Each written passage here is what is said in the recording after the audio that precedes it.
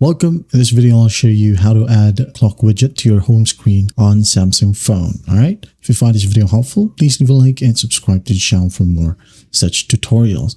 And as a bonus, I'm going to be showing you how to change the lock screen clock as well. Okay. So in your Samsung phone, just tap and hold on a blank space. Again, tap and hold on a blank space. There you go. You will be able to find widgets. Tap on widgets, and as you can see, we have these suggested widgets, but you can go ahead and scroll down. You can add in your battery, your browser's widgets, your camera, and some other stuffs. Okay, now what you'll do is just go to the search bar and type down clock. You can tap on weather right here.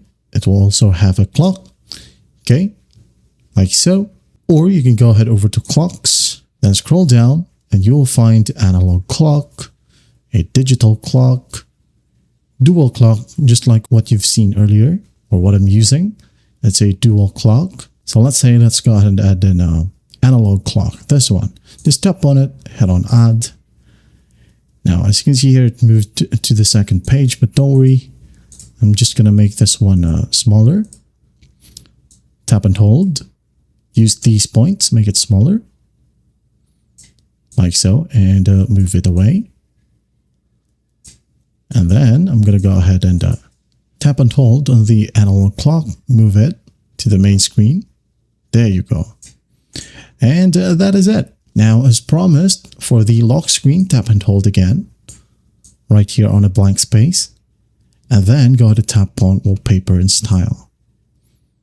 In here, go ahead and select your lock screen. Okay, tap on it. Now tap on the clock and change the font color, font style, and how you wanted it to look. Okay, you could go ahead and show weather information, show date above clock, something like that, and change the clock's color. And there you have it. Well, I hope this video helps, and I'll see you in the next one.